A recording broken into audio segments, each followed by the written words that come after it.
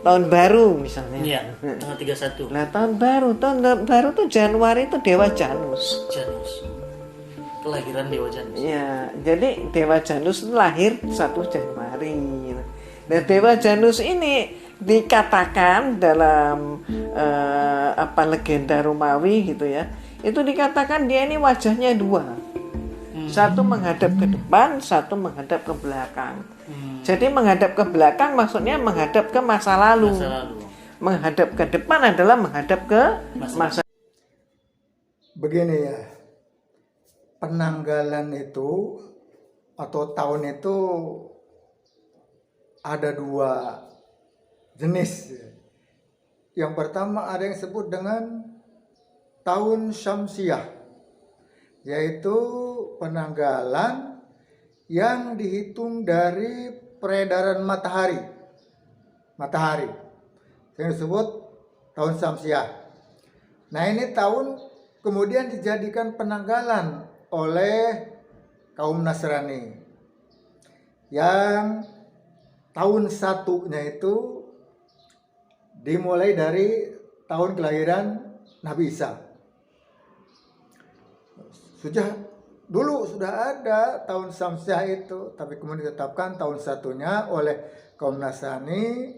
Mereka gunakan sejak kelahiran Nabi Isa sampai sekarang.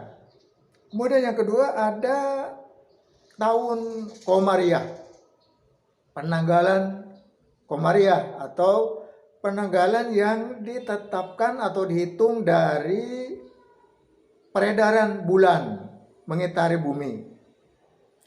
Ini kemudian oleh Khalifah Umar bin Khattab ditetapkan sebagai kalendernya umat Islam, di mana tahun ke-1-nya dihitung dari peristiwa hijrahnya Rasul.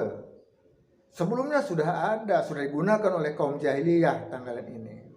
Nah, jadi dua-duanya ini merupakan tanda taran dari kekuasaan Allah. Ayatani min ayatillah. 2 dari banyak tanda-tanda kekuasaan Allah. Oleh karena itu ketika kita menghadapi akhir tahun dan mengganti awal tahun, merasa bersyukur, bertafakur, itu ya tidak ada salahnya. Ya.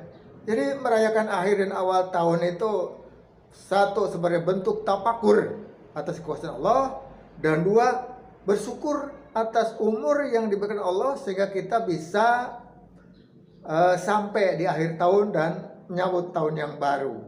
Jadi itu tidak ada salahnya memperingati menyambut tahun baru, asal tentu dengan cara yang baik ya. Tadi dikatakan tahun baru itu adalah adat ini itu menyembah dewa dan sebagainya. Kita tidak ada urusan dengan dewa. Kita tidak ada urusan dengan dewa apapun. Kita urusannya dengan kekuasaan Allah, menghayati dan mentafakuri kekuasaan Allah.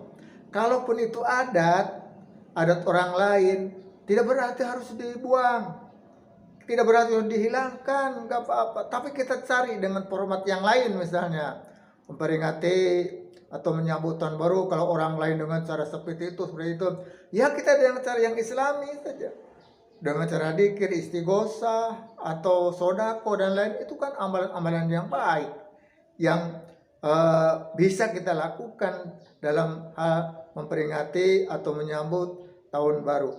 Yang tidak boleh itu unsur-unsur kemaksiatan, dosa, ya itu yang tidak boleh dilakukan. Selama tidak ada dosa, tidak kemaksiatan, ya biarkan saja.